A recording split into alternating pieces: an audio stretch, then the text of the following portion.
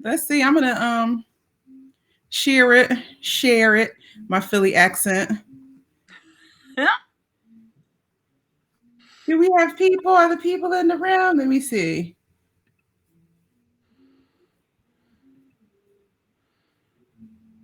Yeah. Look at you, good all fancy, and I turned up in my like pandemic No chic way. headband with a bandana in my hair and t-shirt on That's and hiding in the bedroom from my kids. listen. You're out here living a real life, honey. I have cats. Listen, cats are work. Well, I got a boo. So my boo. Also work. I'm not the best cat mom right now. All right. We see people. Hey, Camille, Alan, Camille. We love you, Gerke. Hey, Bernie. Okay, Bernie was just online with this woman who's like an incredible singer, comedian, Instagram star. Like she's a real bona fide superstar. Just on Instagram with her, and then Morris singing his ass off in the on the LA Opera feed. I mean, it was just so much going on.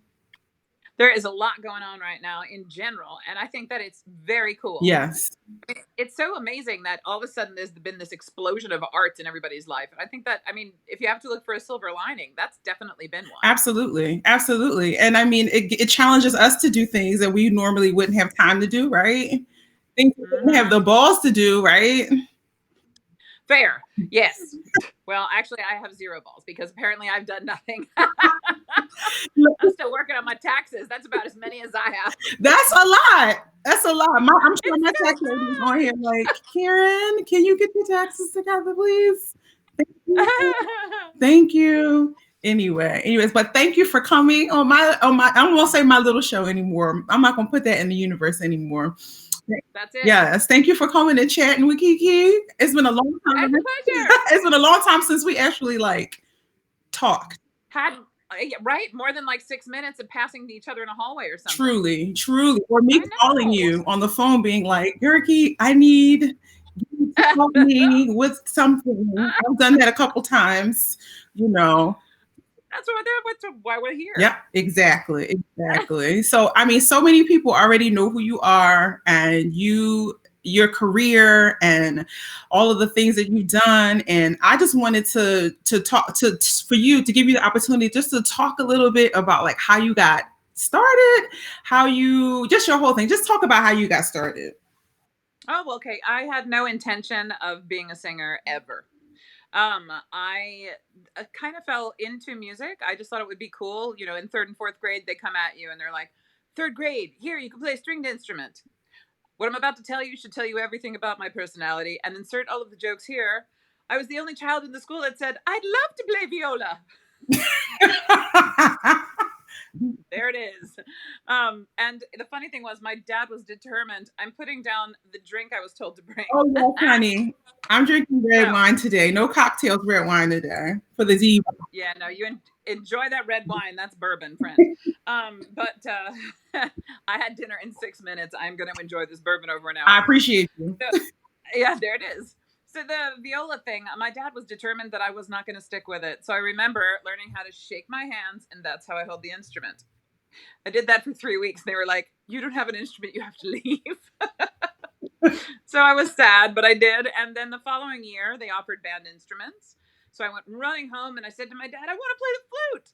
And he said, I got you a clarinet because I love Artie Shaw. And I thought, who's Artie Shaw? Right. I know better. I know better now. I do love Artie Shaw, but I had no idea at the time. Of course. I just know I was cranky about not getting a flute. And but I started to love it, and I played for a long time, and I played all the way into high school, and I taught myself a whole bunch of woodwind instruments, everything but the bassoon, because I am not very agile with thumb fingerings. If it's either on, off, register key, that's a thing. So props to all you bassoon players out there. It was completely impossible for me.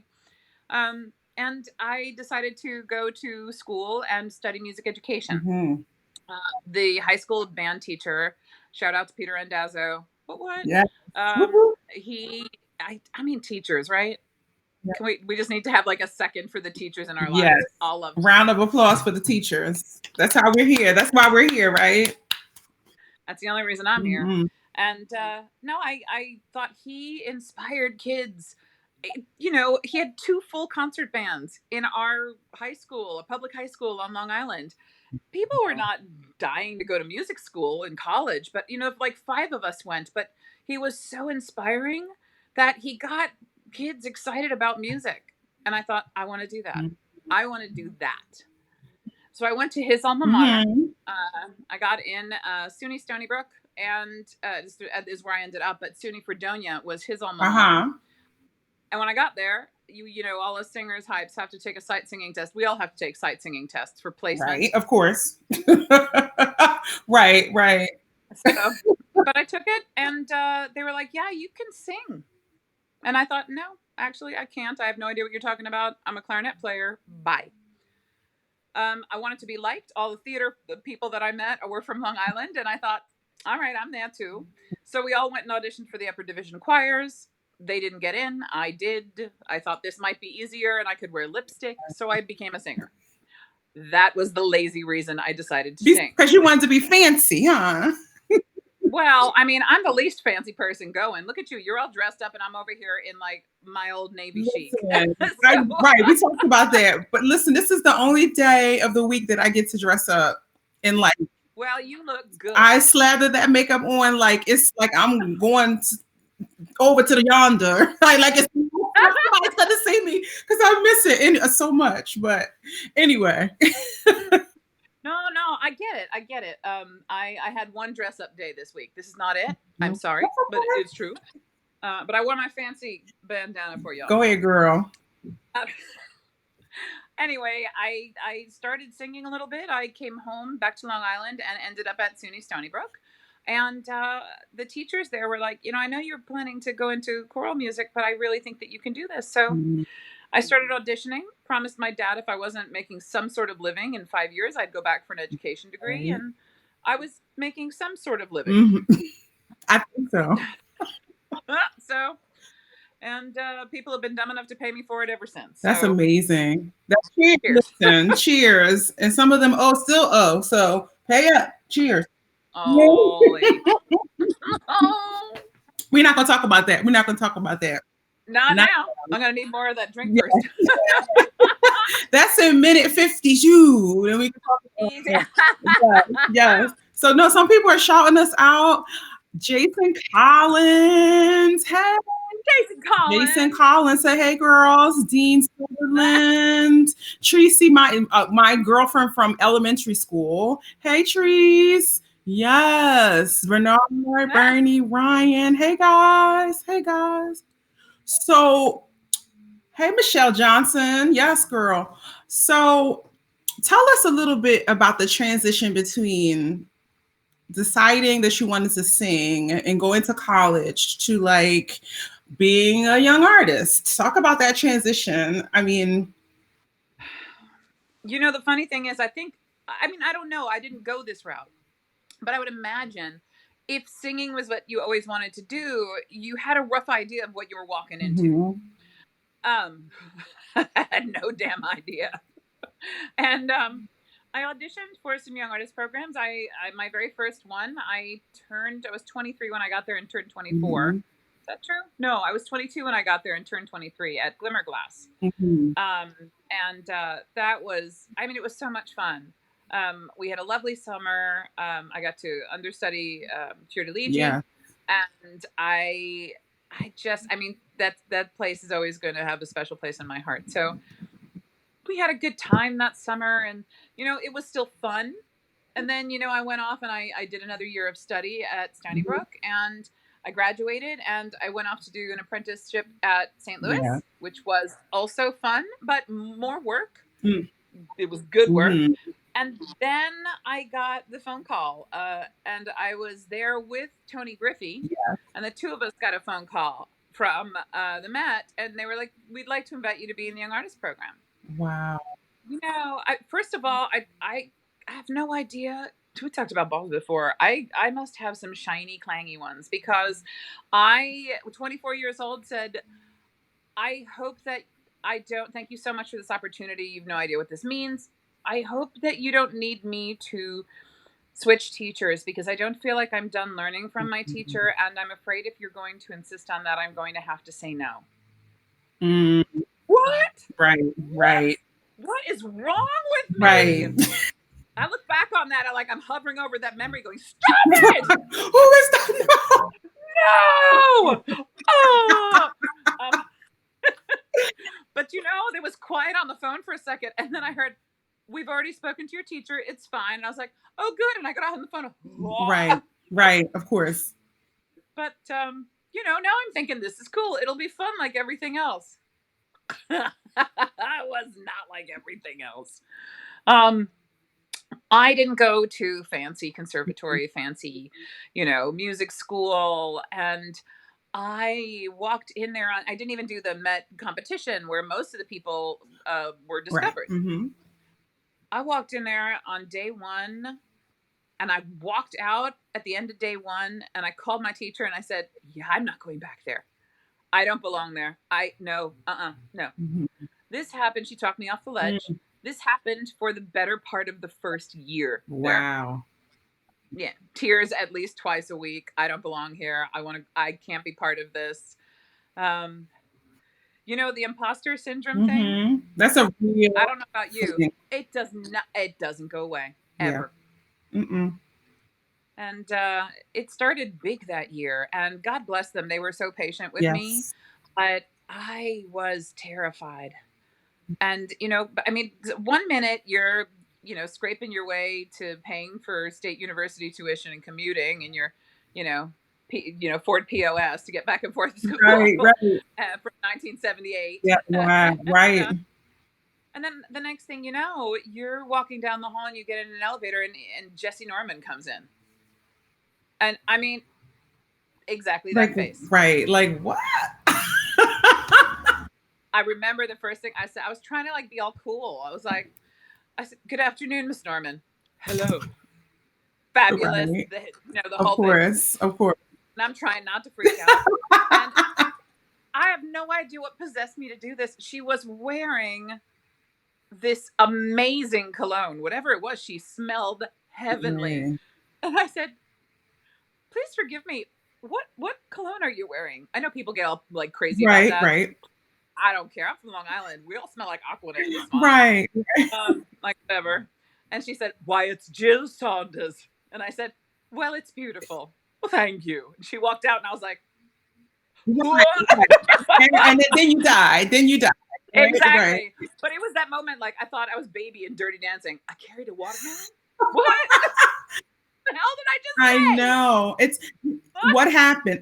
But you know what? I always say that's the amazing part about going to the bigger house young artist programs. One of the amazing things is that you're standing next to in rehearsals and elevators, walking down the hall to some of the people that we've gotten to watch only on TV, only on a screen. And then you get the opportunity to be in that realm, and it's something that you can't even describe, Right. You just can't even describe it. So, I mean, how was your experience as a Met Young Artist? I mean, first of all, you going to St. Louis, going to Wolf Trap, going to the Met, I mean, are all coming from a small school, going into that space, all that's a triple threat of young artist programs, So it definitely was that. But the best thing was, I have to say, and it's funny, that's what we're talking about.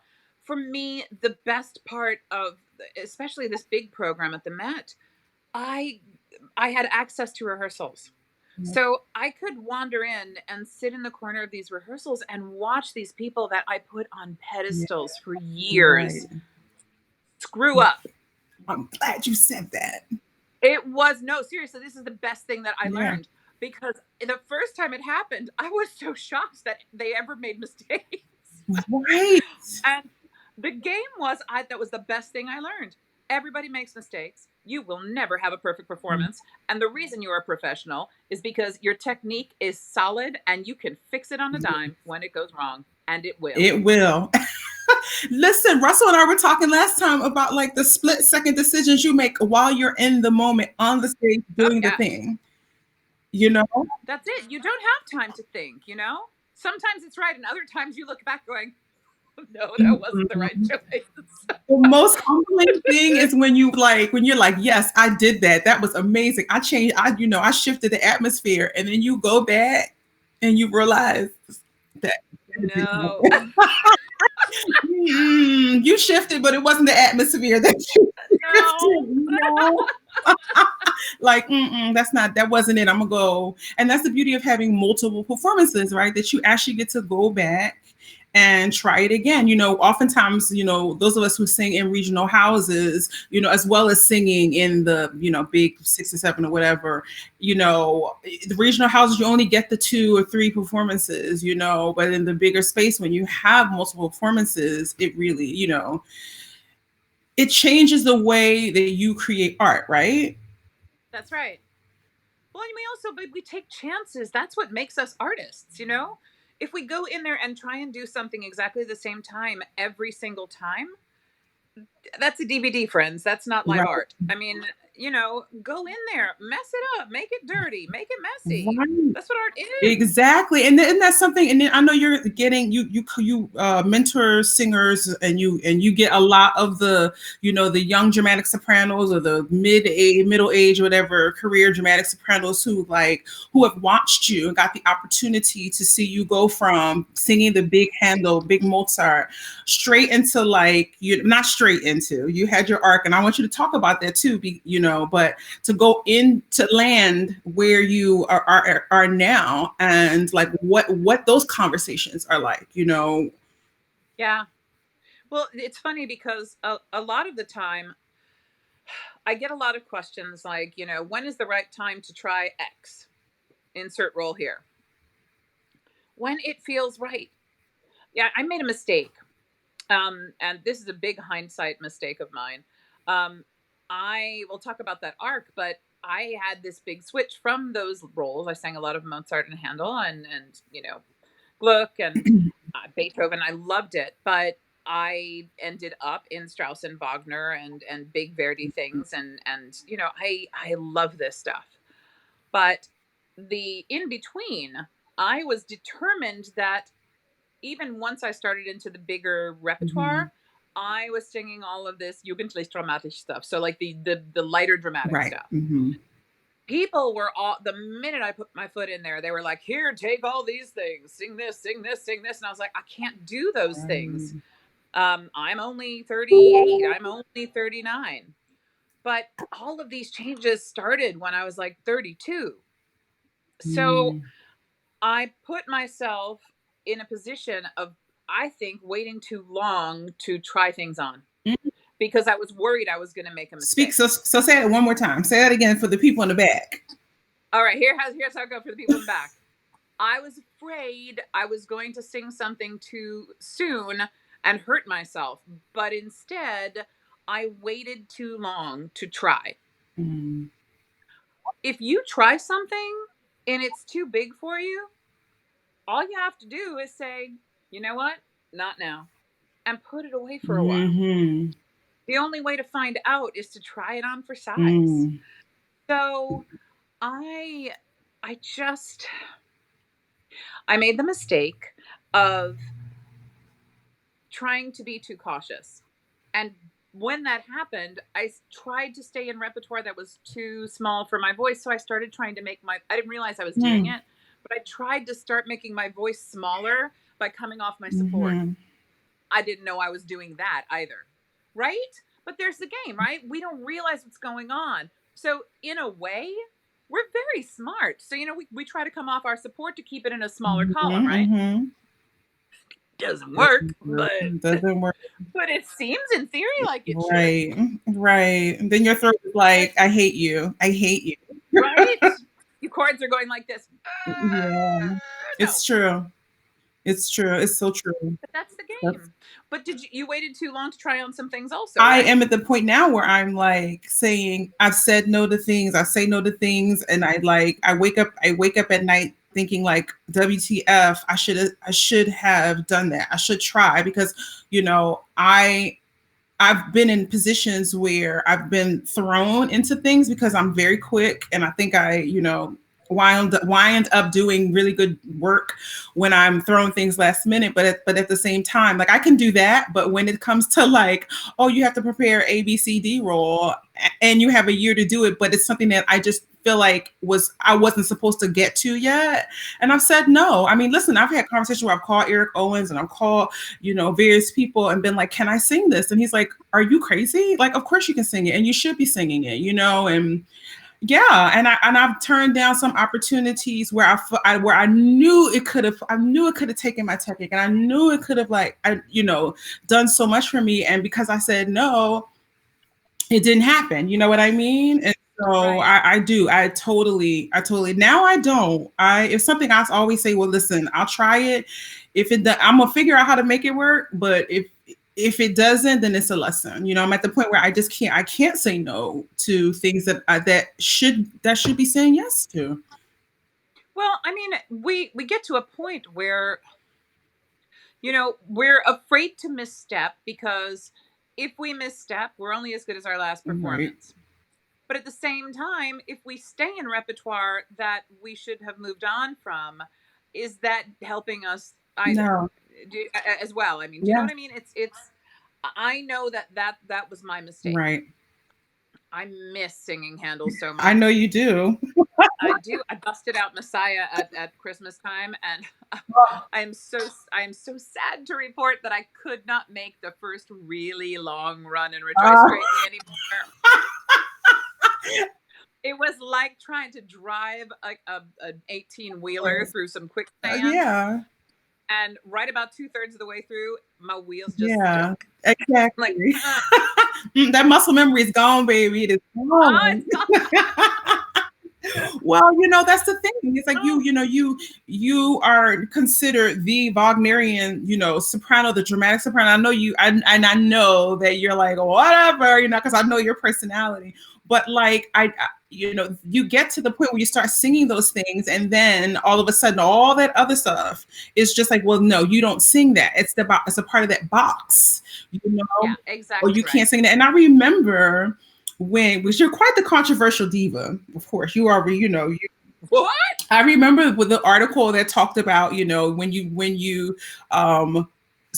the voice shifted, and the things were said in that article. She was like, you're like, no, that's not how it went down. And you corrected people, you're known for getting people together if the trolls and all the rest of them. But anyway, we're going to talk about them. We're going to talk about them. That's later. But all I have to say is the trolls must be so bored right now with like no live art. I mean, what's going on? Yeah, how can you critique somebody in their living room?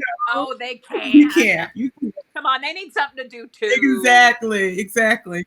But no, when you get into, this other rep and you start, doing things and people stop considering you for that, what did you always know that you were going to arrive where you are now?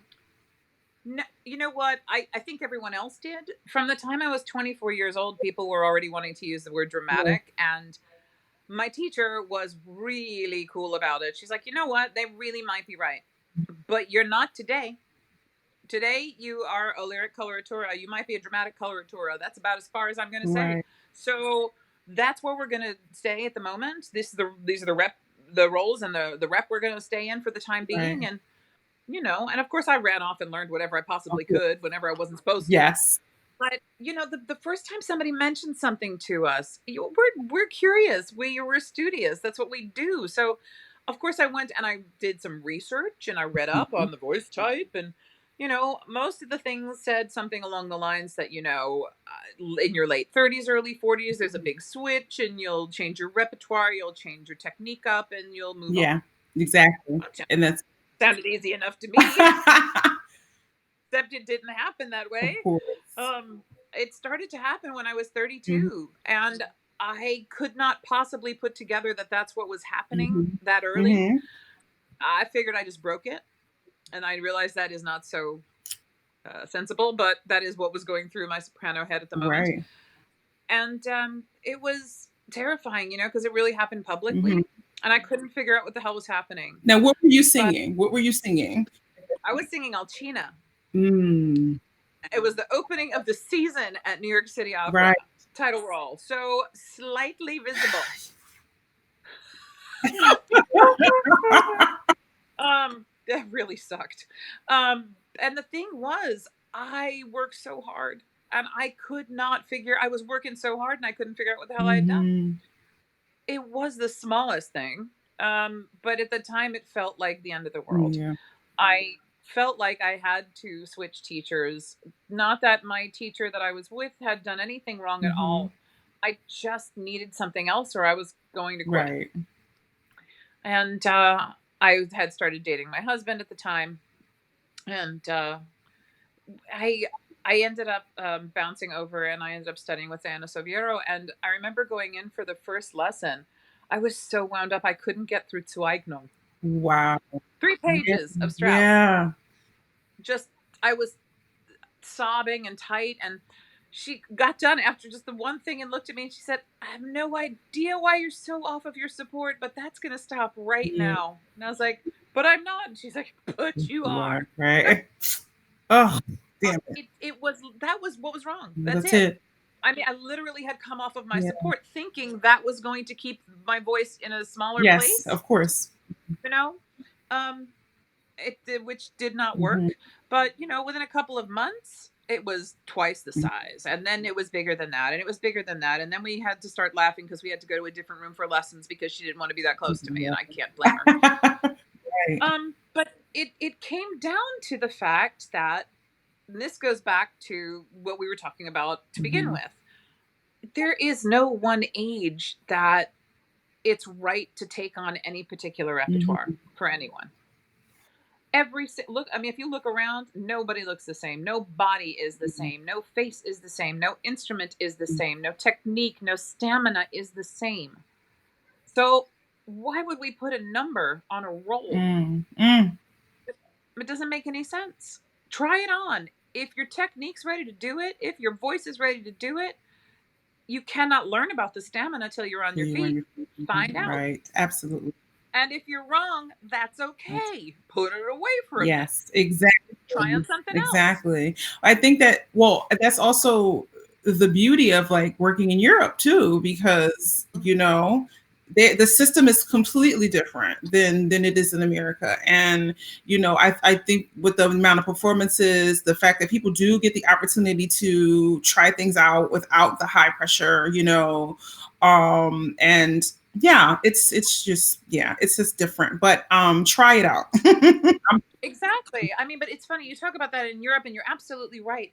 I think that coming out of this, things are going to be different. I mean, that's an understatement, but I was thinking about this the other day.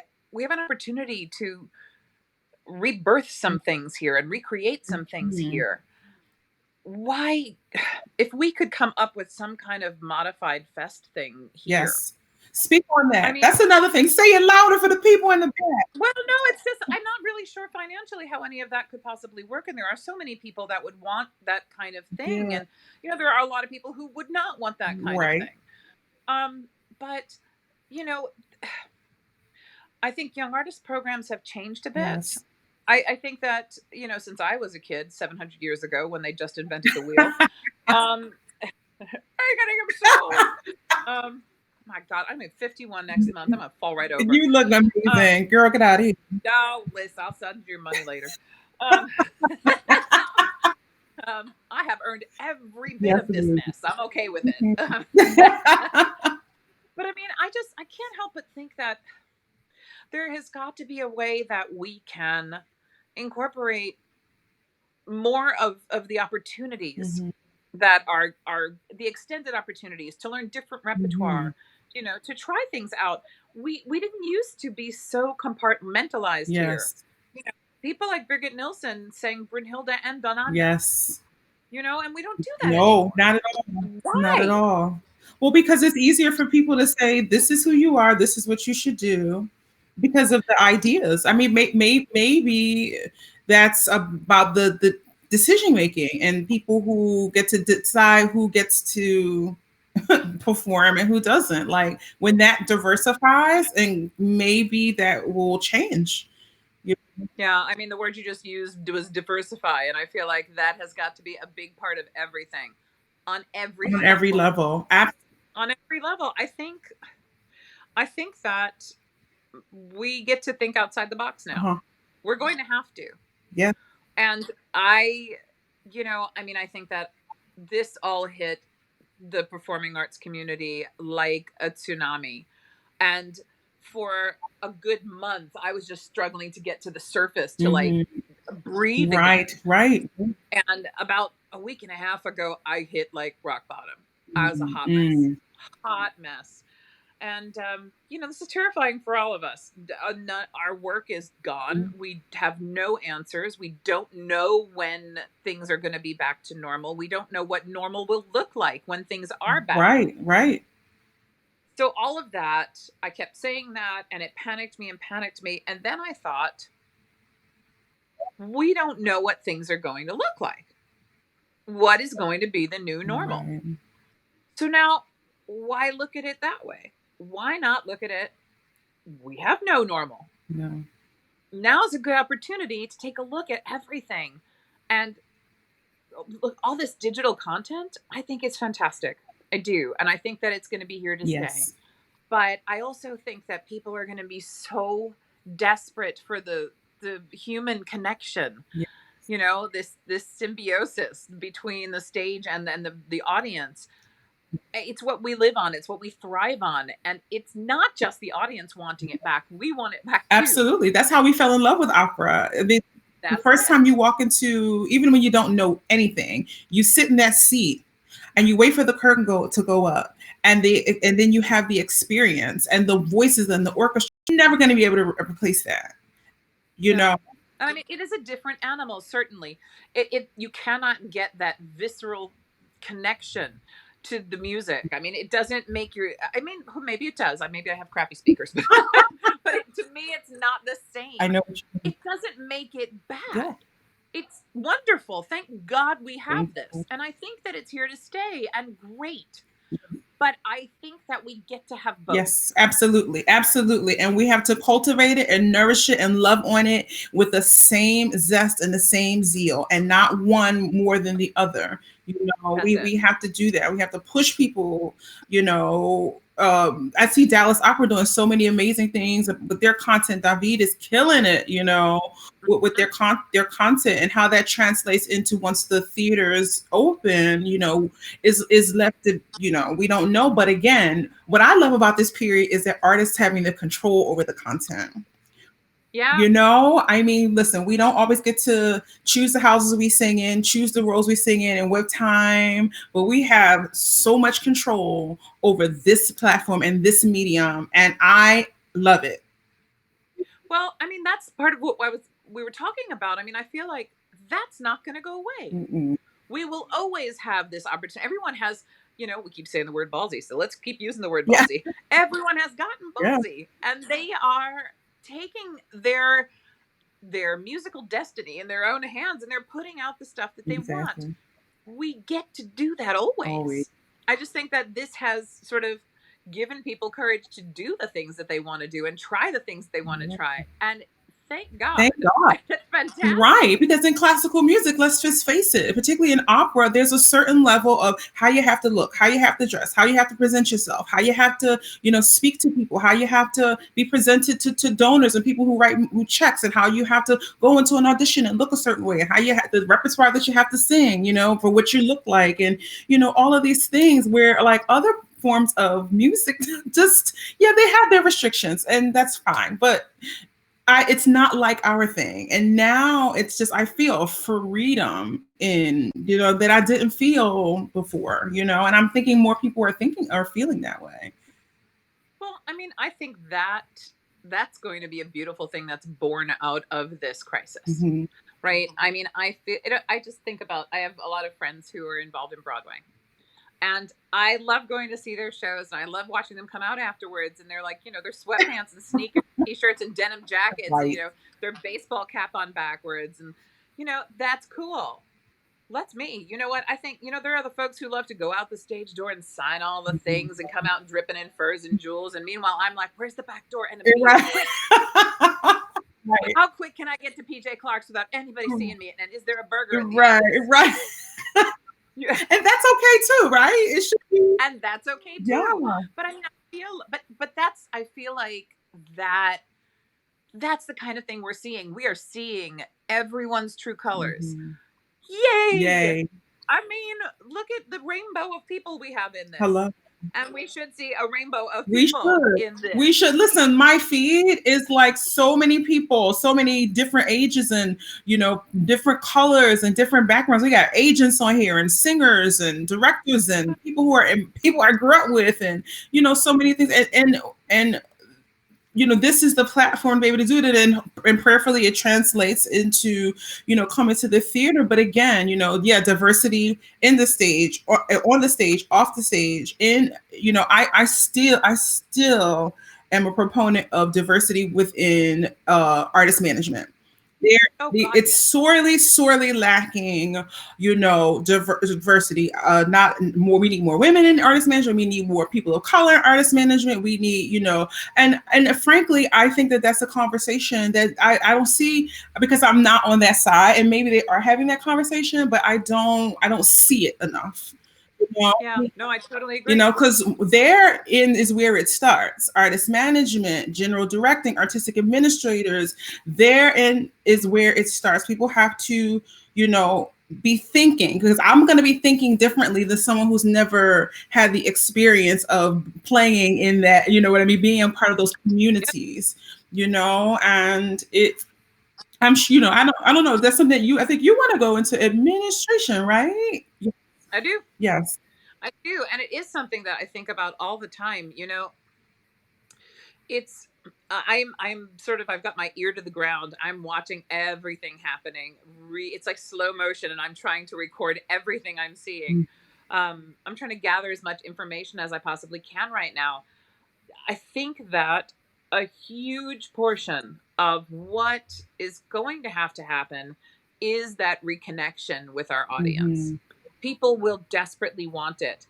But we're also going to have to figure out how we deal with all the social distancing and everything else. So how do we get out in the community and engage with people where they feel safe, because they want it, but we have to figure out a way to do it. So how do we do that? Do we get outside? Do we go to parks? Do we, I have to say, I shout out to Holy City, oh my goodness, Dimitri Pitas and Leah is all, they're out there, and they've started this new company, and they are driving around on the back of a flatbed with a piano in the back of it, and the two of them are taking it out to the neighborhood. What? Okay. It is amazing. Wow. And but look at what we're doing. I mean, we're bringing it out to the people.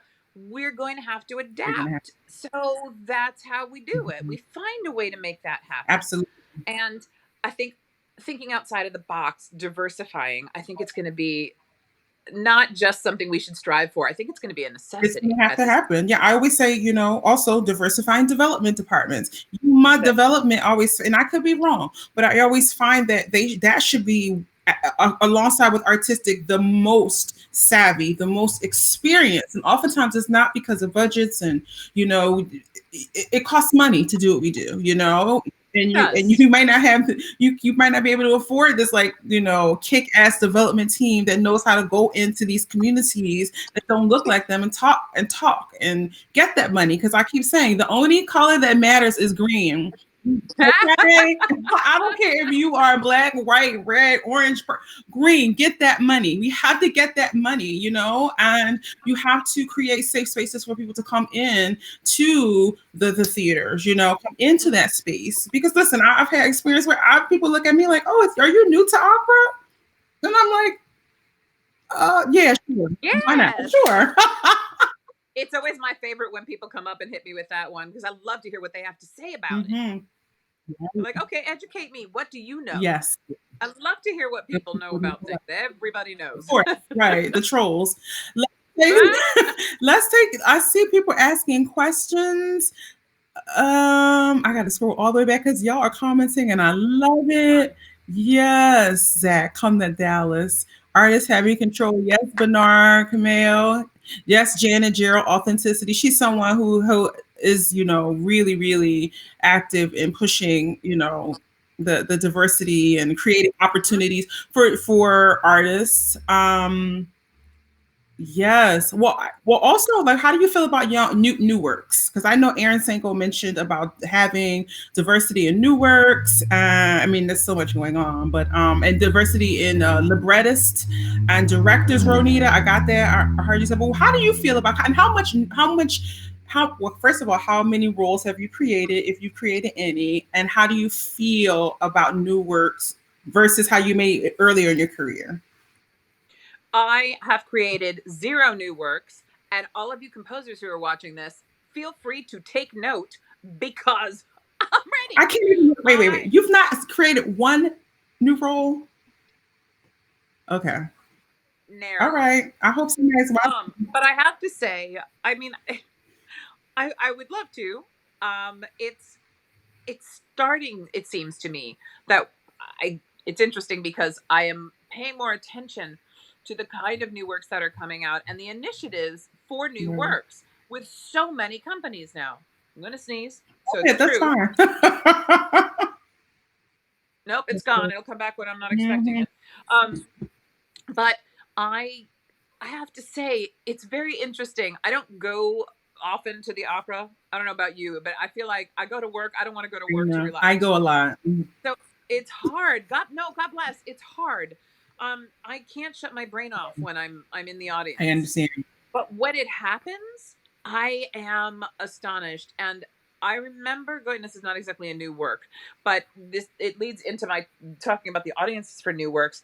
I went to go see Lulu at the Met a couple of years ago, and William Kentridge did it. And I love Berg. It's like just so cool. And I went to go see it, and I looked around. The audience was different. Right. It was people didn't look the way I expected them to look. They came in their jeans and their sneakers and their ripped t-shirts and sat right down and were like, do it. And I thought, ooh. And then I started paying attention. The more I saw, the more new works that I could get. I went to go, I was happily in Philadelphia when Breaking the Waves happened. And oh my God, that's amazing. Huge success, yes. Right? And so, but now, again, the kind of audiences, it's interesting to see. We're always after this younger audience. How are we going to bring in the younger audience? What do we do to get that demographic? Turns out, all we got to do is write some new stuff. They seem to like it. So let's do that. Yes.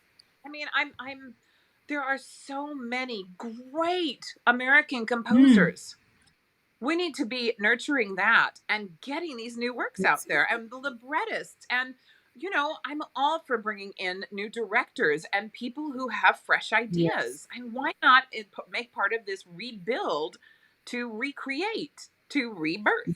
Let's do that. Absolutely. Creating relevant stories. I just listened to Renee Fleming do the Carnegie Hall talk, and she talked about creating new works and relevant stories. Like, she said she wanted to play Hillary Clinton because it was like a relevant, subject matter, and in creating a new work. And I thought, oh, that's pretty cool. That'll be interesting. That's quite controversial, to be Miss Hillary Clinton at this particular moment in time.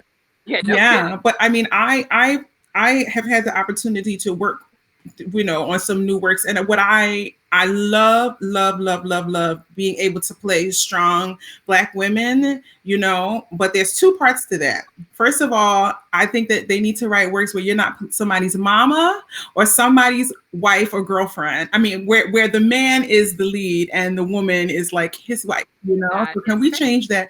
And also, not playing just race specific, like I think that oftentimes singers of color get stuck in new works. Yes, we can do both. And I want to tell all the stories, and I want to be able to bring the stories, but also be able to like not just be stuck doing that. And then that leads me to the next part, is that I think that there need to be more operas written, and I know people are gonna like, what, where the women telling the women's stories, not just it's about abuse or, yes, fine, but love stories, nor comedies, there's so many stories to tell. More comedies, yes. Comedy. Oh my Where gosh, are more the comedy comedies? for you. Right? Where are the Where comedies? I could definitely use a Yeah, comedy. they're hard to write. I would assume. I think so. Okay, so who if Renee wants to be Hillary Clinton, who do you want to be? I don't know, Condoleezza. You are lying. You thought about I this. put Come on. myself in a box.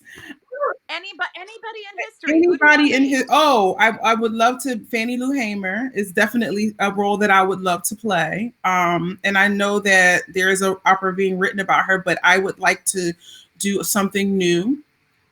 I would love to play a woman who migrated from the South to the North during the Harlem Renaissance and talk about Black women and their, of course, and their sexual revolution, because there's a whole other story about the Yeah, women, there and is. it's diverse. Because once you get up there, where these women who had these secret societies where they couldn't be out and they couldn't be, they're Black women, white women, Latina women, the stories are amazing, amazing from that time period. Very fascinating. How about you? Everybody listening? Everyone listening? Yeah, but and also you don't get to see plus size full figure women be sexual, be feminine, be expressive beautifully. Listen, we have sex too. What? A lot. Don't tell my children. Hello. Okay, I've what? been I've been with my husband for well over 20 years, since we were teenagers. He's okay. He's happy. He's fine. Like, we need to He's see this, okay. you know? Oh my goodness. Oh no, I agree. I mean, that's one of the funny things I talk about with my kids. Like, I don't want to sanitize what we have. I mean, right now, I still feel like we are still rocking the Mark Morris Dance Company of it Mm, all. We get every shape, size, beautiful shade of humanity and height, color of voice. We get everything. everything. Everything. People want to come to the theater and they get to see themselves up there. Yes. I love that my daughters can wander in and be like, "Oh, that person looks like me," or "That person looks like me." Why not? Yes. I want to hang on to Hang on that. to that. Exactly. It's important. We got some good questions. Sean Carrington says, which Wagnerian role scared her the most before she sang it, and why? Ooh, well, that'd be the one that's supposed to be coming up. Um, Isolde has sat on my piano for 5 years. Every time I opened it, I would sing a couple of pages and go, "No, put it away." I can't even explain to you why it scared me so Mm, much, because now that I have learned the whole thing, I cannot figure it out. But I will say, perhaps, now that I look at it and I'm not afraid of it, I'm glad I left it to the end. I feel like I learned everything I needed to know to do this successfully by doing the other pieces. mm-hmm. Um, Mm, it Tristan is so forward thinking, but there are so many bits and pieces of everything that has come before, mm, and I feel really prepared for all of it. But it's like two separate singers are necessary for it. Act one is one singer, is kind of like Fiordiligi on steroids, and all these crazy huge leaps, and yes. she's all over the place. And then Act two is like all of this spectacular legato yumminess and Yes. terrifying passaggio. Thanks for nothing, Richard. Um, but that's the one that scared me, Mhm. honestly. And now I just think she's cool, and I can't wait to get my hands on Yes. her. When do you do her? Well, God willing, October, November Okay. Where? at the Ritz. Okay. We're going to send a prayer up for that. New York, get it Please together. If do. y'all stay in the house. Please do for Yeah. everybody. Of course, we just want the house to open. Yes. Listen, my fall is so nice, and I'm like, it has to happen. It has to happen. Like, you know, We're all praying. We're all we are. praying. I mean, I am in a place where I I have prepared myself mentally for the worst and will be pleasantly surprised by the best. Absolutely. That's what we have to be. So if it's so to say, like, there is a detour in the fall and those things happen, what would be the thing that you would like to do to not to take the place of, but like if you had everything was working effectively in your favor and things were happening but you weren't singing, what would you like to do for that time with that time? That's interesting. I did say that I at some point wanted to go into management. I would probably take some courses. I'd probably take some management courses. I'd probably take some finance courses. Learn a bit more. I feel like, I feel like I've got a pretty decent handle on quite a lot of things, Mhm. but as much as I feel like the kind of experience and knowledge that I need is the kind of thing that I'll find on my feet, Mhm. um, there's always more knowledge that we can Yes. gain. Um, but if it didn't come down to sort of job stuff, I get to spend all of this time with my kids. Mhm. I am in my backyard gardening in the spring for the first time in years. I've never seen my house Wow. at this time of year. I think my 13-year-old, you're never home. Now she's like, could you please leave? Right. And I'm like, what? Exactly. So careful what you wish for, kid. Yes. But I have to look at all of this as a blessing. I get to be here with my kids. I get to spend some time with them that I never get to. Mhm. Um, I'm puttering around and doing crazy things in my house and busting out the chalk paint and think, oh look, that bathroom cabinet looks like it should be Napoleon blue.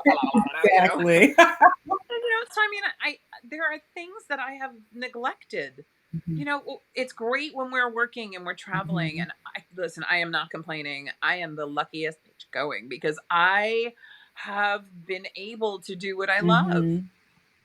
But when we get to do that, I mean, there's always a price to pay. And I'm in my own bed for 2 whole months now. I don't actually remember the last time that happened. Mhm. So, I mean, sometimes a slowdown is a blessing in a way. So Absolutely.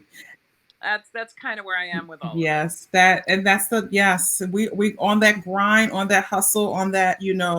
It's like I'm sure you feel it too. Like you just feel like you've just been doing it for like 20 years. It's like the year after year after year, just like spill into the next of you like going, going, going, and then when it's like thing, you realize you don't even know what it looks like to see your garden grown, to sleep in the That's it. bed with your husband and your children for more Right. than, and you do a lot of like, I mean, you're in a gig, you're in rehearsal, and you go home to see your babies for 2-3 days, and you come right back, and you're one of those ones that are like not just like nationally, like internationally, and so Yeah, that was, I think, my stupidest one. I was doing Lohengrin in London, and they were like, right, so we're going to have a long weekend. And I was like, it's Mother's Day. This is really stupid.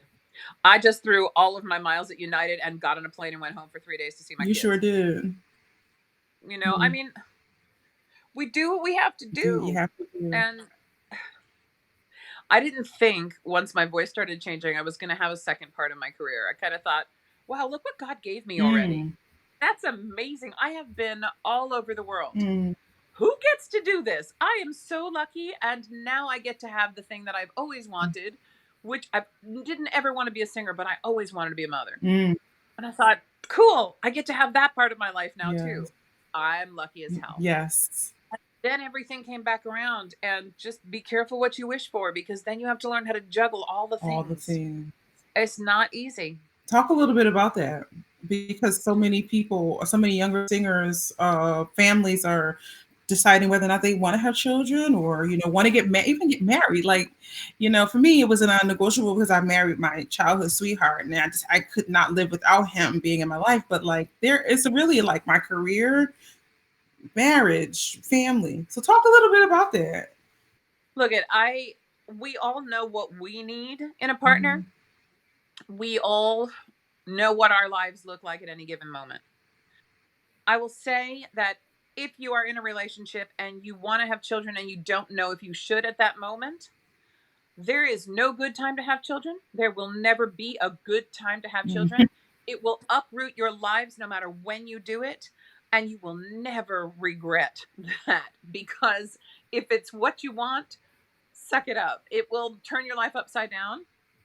And that's how children do. I mean, that's just what they do. And the mess that my life has become, I wouldn't trade it for anything. Um, I asked that question. Actually, I was getting ready to get married, and I was just starting into this big Mhm. repertoire, and I was sitting at a crappy Italian restaurant in Paris with Linda Watson. Mhm. And she was singing Brunhilde, and I was singing Gutruna in Yes. Götterdämmerung. And I told her I was getting ready to get married, and I said, I don't know what I should do about having kids. My career's starting to take off again. And she grabbed my hand and she said, don't make the same mistake I did. If you want them, have them. That's it. And I thought, oh, well, okay, thank you. Fine. And, 2 years later, I was putting my 1-year-old in her arms, Wow. Mhm. and it's, if you don't want kids, fine. Don't let anybody shame you for not wanting Right. children. That's fine. If you don't want to get married, also Yes. fine. Yes. But if your heart is telling you you need something, do it. Your career will find its way around Yes. it. And like we've been saying for the last hour, what is the new normal? We don't know what that's going to No. be. Find your Find your happiness. happiness. Find however you need it. And once you find it, hold on really, really Really, tight. really tough. Ooh, that's a word right there. We forget that part. We forget that part. It's also like why you started singing in the first place is another thing that you have to hold on to like for dear life. Yeah, because I mean the politics of and the business of it all get in the way. Hmm. And we do forget. And for me, I the pressure has become so much. I'm a second dressing room singer. I'm happiest when I'm in the And second you had a dressing room. I controversy about the never wanted dressing room anything to too, girl. Remember that? I know, but I never wanted anything to do with that first dressing Yes. room. Like, put me down the end of the hallway. I'm good. Right. Um, I, the pressure. I'm lucky as hell, like I say, but the pressure that has come with where I have strangely found myself, it's big. It's really big, Yes. and separating myself from that pressure and the inevitable Mm, comparisons. Well, she's no insert thing. Fine, right. of course not. Because nobody Particularly gives. for your repertoire, because the repertoire that is the Wagnerian is so iconic. It's iconic Yeah, to but I even mean, people who don't know, right? Opera. that's true. They know. They know a handful of names. And look, let's put this out there. People know those names because those ladies are Yes. badass. They're Yes. amazing. And I do. I mean, we talked about that imposter syndrome. Mhm. Do you know what it's like to wander out on stage trying to like stand someplace, even in the same costumes sometimes that these people wore, Right. thinking, what the hell am I doing Yes. here? Oh my God. Yes. Yes. Somebody get me out of here. Absolutely. Um, but we do it because we love it. Yeah. Once we let go of all of that crap and all of the pressure, all of the talk, all of the Mm. trolls, it's all crap. Mm. We do it because we love Mm. it. And for every one person that complains that we are not insert name here, there are 10 people that went home and had a wonderful time. There are 2 people that had never seen this piece before and they lost their minds. And somebody went home with their lives changed that Mm. night. You better tell it. Yes. I mean, just don't forget that. For every person that's loud and complaining, there are 25 who are so contented and moved that they don't say But they don't anything. say anything. Mm. It's, Don't let the naysayers get to you. It's not it's worth it. not worth. Yeah. It will steal your joy. It will steal your It will steal joy. your joy. I mean, I remember, and I try not to read reviews, but of course, it's just difficult not to. And read. You need some friends who'll point it out for you and then get rid of the crappy ones. Just print out the good I ones. know, but then I lie. I'm like, oh, I never read reviews, and then I'm like, you know, oh, and then I read them I got that one like tattooed on my clavicle. Right. Yeah, I know. Girl, I mean, it's real. It's real. And you can get like 4 amazing, and then that one that was like, oh, she looked terrible. Oh, she didn't sing that high note. Or, oh, she sounded, coarse or raspy, whatever the hell. Right, but they were all from the same performance. I remember when I was just starting out, I had 3 reviews from the same night. One was, she was the best thing since sliced bread. The next one was, well, it was fine. It was fine. And then the other one was, who the hell let this girl on stage? Same night. I walked away going, what in the hell is this? What? Were they all in the same performance? And the answer is yes. And so there is the lesson. Forgive me for saying all the things here, but I'm going to say it out loud. Opinions are like assholes. Everybody has one. Exactly. And some people get to write them down. I hope we're allowed to curse here because I just did. This is Kiki Konversations. That's what we do. Yeah, wait, she's got the wine out. Hold, please. Cheers. Yes, yes, yes. But that's it. Everybody gets to have an opinion. That's cool. Some people even write them down. Right, exactly. I really try not to read any of this nonsense. I mean, look, people get paid to write things. That's cool. If I'm on stage and the people out there seem to enjoy themselves, I did my job. That's it. That is it, because we are communicators. We are touching people. I would say we are the vessels for it to come through us and out of us and to pour into other people. And that's it. And how many people get to do that? How many people get to do that on whatever stage, and I always say my gift, and it is a blessing, and no audience is too small, no theater is too small, literally it's an unbelievable thing that we've been blessed to be able to do. Absolutely right. Yeah. So what questions what is something that we don't know about you that you wish we knew about you, is my first question. And my second question is, you do a lot of interviews because you are, at the top of the game in our industry. And so what are some of the things you wish people would ask you?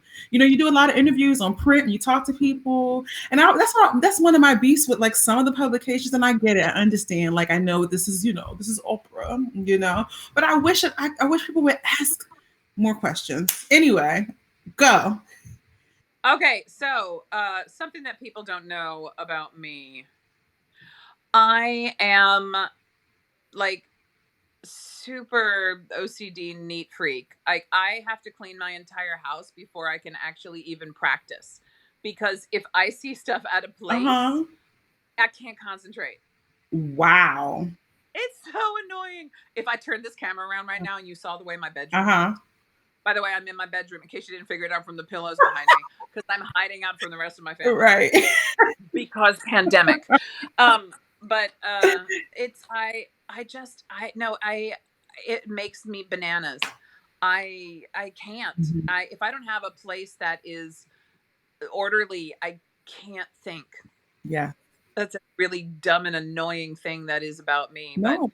But I also what else I can tell you about me? Strange fact, I used to be good at speed skating when I was a kid. Really? Yes. And then suddenly I became like 28 feet tall and I couldn't even stand up on skates. Like my whole center of gravity was like, no, right. No.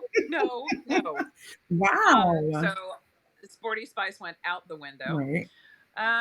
What else can I tell you about me? I told you about the viola thing, yes. which is that's a thing. Yes. I used to play in amateur theater on Long Island. I used to play Woodwind 4 book in the pit orchestras. Okay. And I got to play West Side Story. So that was flute, clarinet, tenor sax, and bass clarinet. I did a run of that. That was cool. Was that quadruple threat? Well, something like that. This is the thing. If I could just play the bassoon, man, you wouldn't even have seen me. I'd be off like doing all of the pit orchestras. Well, we're glad that you are hollering and not playing a bassoon, honey. That's it. Okay, I'm also a gigantic Star Wars fan. Are you? Okay. Yeah. Yeah, I love me Oh, some Star Wars. see, we need to get you on one of the new singing. I'm already trying. I got no shame at all. Uh-huh. So, fun fact off of Okay. that. So, Star Wars people, don't come hating at me. I know everybody has very big opinions about the last trilogy. Ryan Johnson, who directed Episode 8, he is a huge Wagner freak. He was like giant crazy ring guy and came to see it in New York and was like, "Oh, I just wanted to just say," like wrote me on Twitter, and I was like, "Oh hey." Okay. So if you wanted to come backstage, I mean, of course, I'll be happy to put you on the list with a guest, but please don't feel like you have to. Yeah. I'm a huge fan. Yes. Then he's all like, "Sure, no problem. I'll come back. Here's the name of my guest. He's from Lucasfilms." And I was like, "Oh, really?" Right. The perks of like being legendario, okay? Oh my god, I kind of peed my pants a I'm little sure. bit. But no, but it was actually kind of cool, and he's now come to see me. I was in LA, and I did a concert in January, and all of a sudden I get off stage and I get a picture from the audience. And he had come to the concert, and I said, "Where are you?" And he's like, "I'm already back in the car. I scooted out of a meeting to come, and I'm going to get in trouble if I don't go." And I was like, "Oh, that's so cute. I love that." Yes.